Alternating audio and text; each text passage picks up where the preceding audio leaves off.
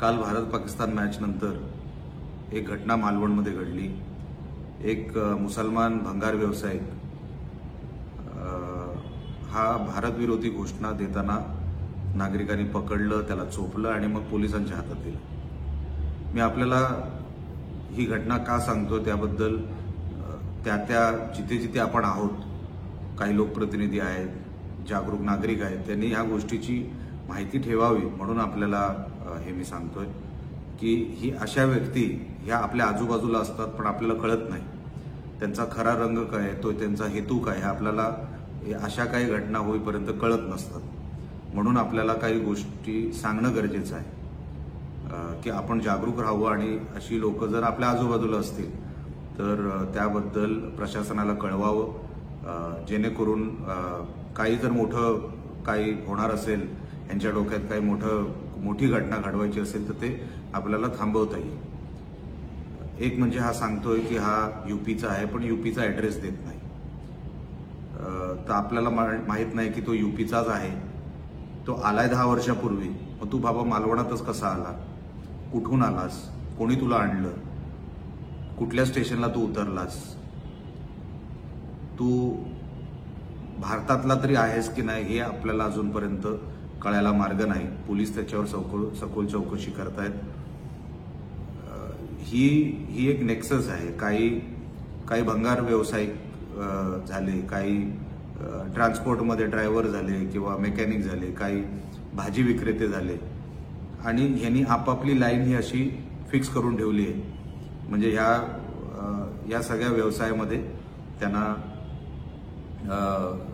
पैसेही मिळतील आणि ते स्थानिक वाटतील, स्थानिकांबरोबर त्यांची उठबस असेल, असे हे सगळे 10 वर्षांपासून 20 वर्षांपासून आपल्या देशात राहत आहेत, आपल्या राज्यात गावात राहत आहेत। त्यांच्याकडे ज्या गाड्या आहेत एकही गाडी रजिस्टर्ड नाही, एक 2 व्हीलर आहे रजिस्टर्ड नाही, एक जो पिकअप ट्रक आहे तोही रजिस्टर्ड नाही, कुठल्या तरी नंबर प्लेटवर गाड्या चालवतात आणि हा त्यांचा व्यवहार आहे।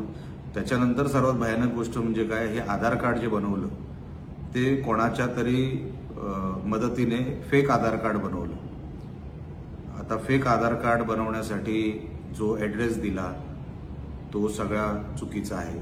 कोणी तुला हे आधार कार्ड बनवण्यासाठी मदत केली ते पण अजूनपर्यंत तो सांगत नाहीये किंवा आता चौकशीमध्ये बाहेर पडेलच। मी काय पोलिसांच्या चौकशीचा भाग नाही, पण मला जे काही गोष्टी कानावर आल्या तेच मी तुमच्यासमोर ठेवू शकतो, कारण काय अतिशय भयानक आहेत। आपल्याला ह्या सगळ्या गोष्टी कळल्या पाहिजे, नागरिक म्हणून आपल्याला या सगळ्या गोष्टी कळल्या पाहिजे। आपल्या आजूबाजूला राहणारी लोक 10 वर्ष, कोणाला संशय आला असता की हा माणूस आपल्या बाजूला 10 वर्ष राहतोय आणि अचानकपणे ह्याला पाकिस्तानचा पोळका आला आणि पाकिस्तान प्रेमापोटी त्यांनी त्या घोषणा दिल्या, हे जेवढं दिसतं सोपं तेवढं सोपं नाही। म्हणून ह्या सगळ्या गोष्टी आपल्या आजूबाजूला कोण आहेत, ते ज्या घरात राहत होते एका हिंदूनीच एग्रीमेंट करून त्याला भाडे तत्वावर त्यांना ती जागा राहण्यासाठी दिली होती। हे 3 भाऊ, हे मुसलमान जे आहेत हे 3 भाऊ आहेत। कुठून आले, काय आले, 10 वर्ष 12 वर्षापूर्वी आले, अरे पण बाबा तू मालवणात कसा आला, याचं काय उत्तर अजूनपर्यंत सापडत नाहीये। ते येईल चौकशीमध्ये काही ना काहीतरी बाहेर, पण 3 भावंड आहेत, तुम्हाला आधार कार्ड कोणी दिले, कुठल्या ऍड्रेसच्या जीवावर मिळाले, कुठल्या डॉक्युमेंटच्या जीवावर तुम्ही राहताय, कुठल्या डॉक्युमेंटच्या जीवावर तुम्ही व्यवसाय करताय, ह्याच्या खोलात जाऊन मी SP साहेबांना विनंती केली आहे। सभागृहात तर मी हा विषय काढणारच आहे, पण आपल्याला ह्या सगळ्या गोष्टी कळल्या पाहिजे नागरिक म्हणून आपल्या समोर मी ठेवत आहे।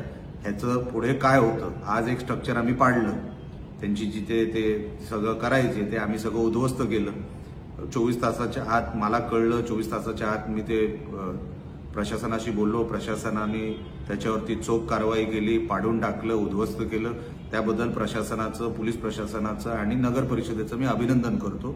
पण फक्त एक स्ट्रक्चर, 2 स्ट्रक्चर, 3 स्ट्रक्चर पाडून होणार नाही, आपल्याला हे नेक्सस तोडावं लागेल आणि त्याच्यासाठी लोकप्रतिनिधी, पोलीस, नागरिक हे सगळे एकत्र मिळून आपल्याला ह्यांचं हे रॅकेट उद्ध्वस्त केलं पाहिजे। यासाठीच